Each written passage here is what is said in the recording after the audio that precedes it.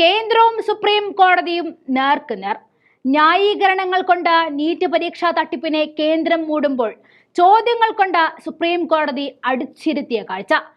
NEET പുനഃപരീക്ഷയെ ശക്തമായി കേന്ദ്രം എതിർത്തപ്പോൾ NEET ചോദ്യപേപ്പർ ചോർച്ച പരീക്ഷയുടെ പവിത്രതയെ ബാധിച്ചില്ല എങ്കിൽ മാത്രം പുനഃപരീക്ഷയെന്ന് സുപ്രീം കോടതി തിരിച്ചടിച്ചു. ആ പവിത്രത എന്നേ കേന്ദ്രം തട്ടിത്തെറിപ്പിച്ചിരിക്കുന്നു എന്ന സുപ്രീം കോടതിയുടെ ചോദ്യമുനയിൽ കേന്ദ്രം ഒന്ന് പതറി. യോഗ്യത നേടിയ 1.08 ലക്ഷം പേരിൽ എത്ര പേർ പരീക്ഷാ കേന്ദ്രം മാറ്റിയെന്ന് കോടതി ചോദിച്ചു.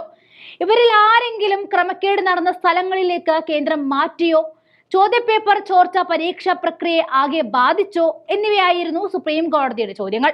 പരീക്ഷാ ഫലം വിശകലനം ചെയ്തതിൽ അപാകതയില്ല എന്ന AIT റിപ്പോർട്ട് കള്ളമെന്ന് ഹർജിക്കാർ ആരോപിച്ചു.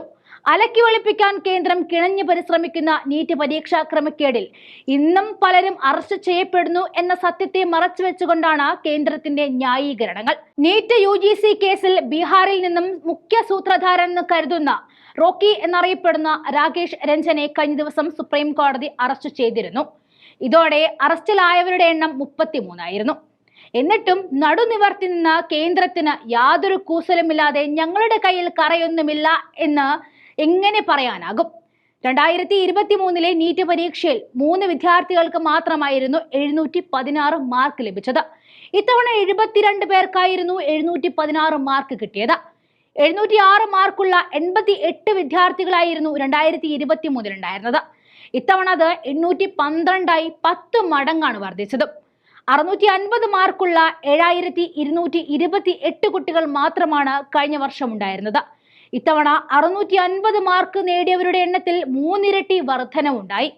ഇതോടെ 650-ൽ താഴെ മാർക്ക് വാങ്ങിയവർ റാങ്ക് ലിസ്റ്റിൽ പിന്നിലായി. പരീക്ഷ എഴുതാൻ നിശ്ചിത സമയം ലഭിക്കാതിരുന്ന സെന്ററുകളിലെ വിദ്യാർത്ഥികൾക്കാണ് ഗ്രേസ് മാർക്ക് എന്ന പൊള്ളയായ ന്യായീകരണം നൽകി മാർക്ക് നൽകിയത്. എന്നാൽ നീറ്റ് പരീക്ഷയിൽ ഈ രീതിയിൽ മാർക്ക് നൽകാൻ വ്യവസ്ഥയില്ല. നീറ്റ് പരീക്ഷയുടെ ചരിത്രത്തിൽ വളരെ അപൂർവമായി മാത്രമായിരുന്നു വിദ്യാർത്ഥികൾക്ക് ഫുൾ മാർക്ക് ലഭിച്ചിരുന്നത്. എന്നാൽ പതിവില്ലാതെ 67 പേർക്കാണ് ഇത്തവണ ഫുൾ മാർക്കോട് കൂടി 1ാം റാങ്ക് നേടിയത്. ഇത് നിരവധി സംശയങ്ങൾ ജനിപ്പിച്ചതാണ്.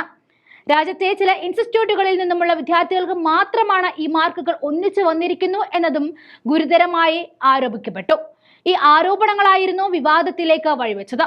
പാർലമെന്റിൽ പലതവണ രാഹുൽ ഗാന്ധി ഈ വിഷയത്തിൽ വിദ്യാർത്ഥികളുടെ ശബ്ദമായെങ്കിലും നരേന്ദ്രമോദി തിരിഞ്ഞു നോക്കിയിട്ടില്ല. സുപ്രീം കോടതിയും എതിർപ്പ് പ്രകടിപ്പിച്ചതോടെ നീറ്റ് വിഷയത്തിൽ കേന്ദ്രം പരിങ്ങലിലായിരിക്കുകയാണ്.